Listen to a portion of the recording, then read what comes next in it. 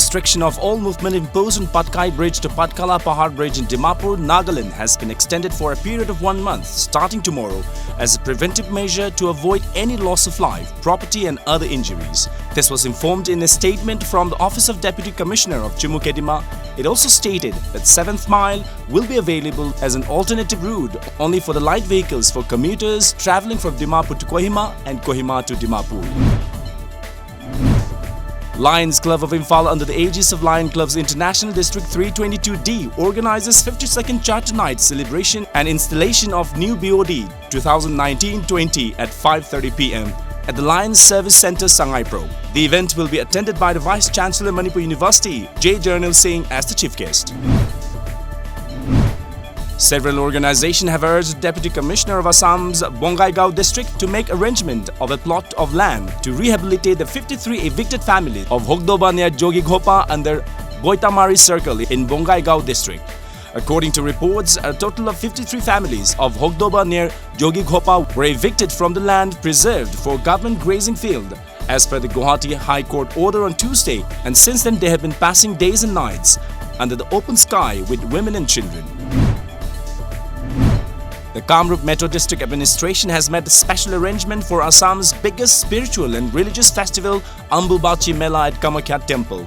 The socio-spiritual festival beginning from today will continue till Tuesday for the convenience of large number of pilgrims who will visit Kamakhya Temple in Guwahati for Ambubachi Mela. 6 temporary shelters have been set up in different parts of Guwahati. A memorandum of understanding for setting up a state-of-the-art diagnostic center was signed between Meghalaya Health Department and the Suraksha and Selvia Global LLP yesterday. The diagnostic center will be established at the Pasha Institute, Laumali in Shillong, for which central government has sanctioned Rs 20 crore for the project so far. A private tutor allegedly killed his wife and 3 minor children in South Delhi's Mehroli in early hours today.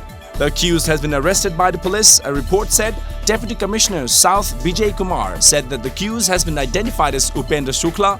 The incident occurred around 1 a.m. He killed his wife, 2 daughters and a son with a knife, he said. Opposition parties in the Rajya Sabha yesterday raised the issue of death of more than 130 children at Muzaffarpur in Bihar and sought the central government's urgent intervention for improving health facilities in the hospitals concerned.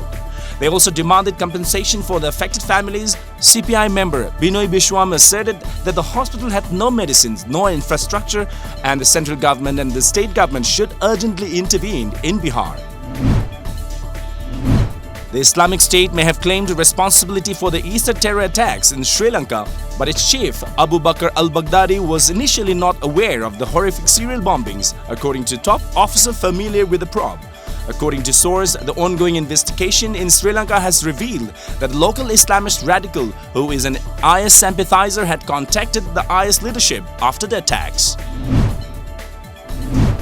Pakistan has avoided being placed on the Financial Action Task Force blacklist during the Multilateral Financial Watchdog's plenary meeting in Orlando, Florida, held from June 16 to 21. However, the country, which continued to remain on a grey list, was given a warning at the end of the plenary session and told that it lacked a proper understanding of transnational terrorist financing. A New York-based advice columnist named E. John Carroll claimed that Donald Trump sexually assaulted her in a dressing room at Manhattan department store in the mid-1990s, according to the first-person account published yesterday by the New York Magazine. However, Trump denied the allegation and said, "I have never met this person in my life." The allegation against Mr. Trump by E. John Carroll is included in her upcoming book about the hideous man that the Ale magazine columnist says she has encountered through her life.